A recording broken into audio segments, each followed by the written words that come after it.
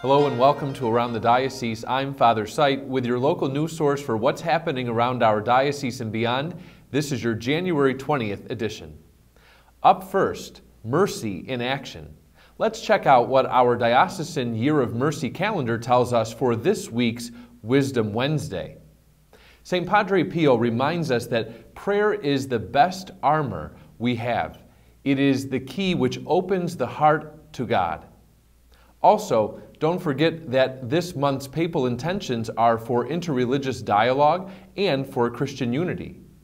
For more on the extraordinary Jubilee of Mercy, check out our diocesan website, as well as #MercyEncountered, #MercyExtended. Up next, sports. It was a packed house Saturday night at the Onondaga Community College Allen Gymnasium as Christian Brothers Academy and Bishop Ludden took part in the Zebra Classic Tournament. Both teams were decked out in throwback uniforms from the old parochial league days. CBA represented Assumption School and Bishop Ludden represented Most Holy Rosary. We're so excited to support our Catholic schools, and it's a special year because we're 100 years this year, and it's exciting for this year's student body to see the 1970 uniforms. People in Syracuse, there's such great history of the parochial league schools, and so for everybody to be here, coming together, people are flying in from out of town to come and be a part of this. We have alumni players that are here. It's just a great event for our Catholic schools and for the Diocese of Syracuse. Both teams would have made the old parochial league members proud, especially the Gaelic Knights, who held off the third quarter rally by the brothers and handed CBA its first loss of the season, 67-58. How exciting. And now, Diocesan social media specialist Nicole Chenet brings us this week's Media Minute. The feast day of St. Marianne Cope is this coming Saturday, January 23rd. And in today's Media Minute, we're sharing more good news about our very own saint. St. Marianne Cope, a sister of St. Francis of the Newman Communities, was canonized on October 21st, 2012. She's the first Franciscan woman from North America to be canonized, and only the 11th American saint. This beloved mother of outcasts spent her early years in central New York, where she served as a leader in the field of healthcare, education, and of her own congregation. St. Marianne is a beautiful example of someone who extends God's forgiveness and love during this year of mercy. To learn more about St. Marianne Cope, visit www.cyrdio.org or check out the website for the Sisters of St. Francis of the Newman Communities at www.sosf.org. Thank you, Nicole. Finally, let's check in with Catherine Long for a preview of what we will see in this week's Catholic Sun. Thanks, Father.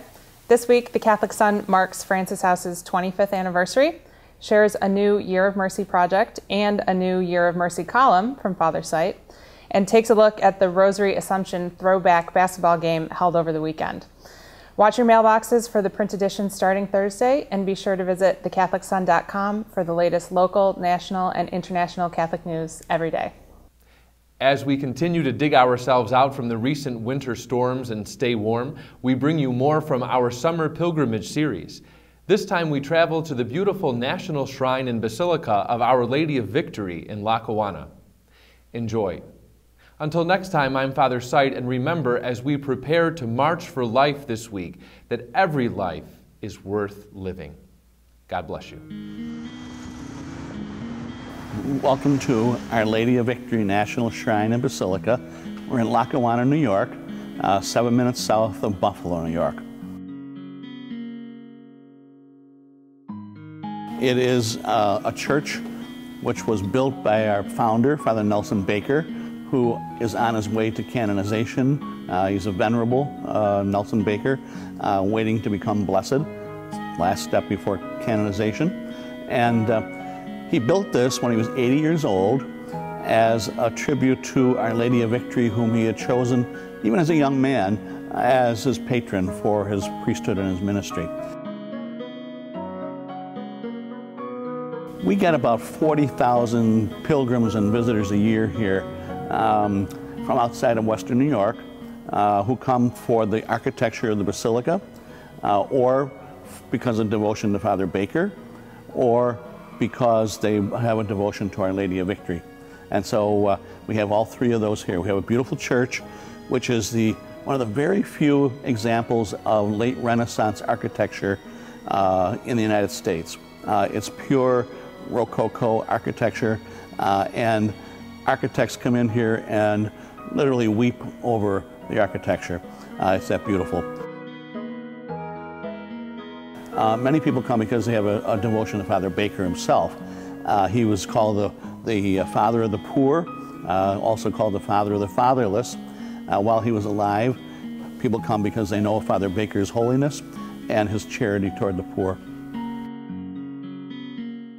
The museum is on the lower level of the Basilica, and it chronologically tells the story of Father Baker's life and also his ministry, and also the story of his canonization process. And so it's a beautiful museum, state of the art.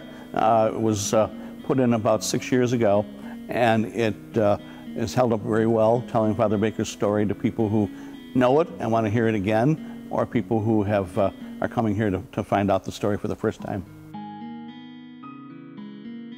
I think these places inspire people.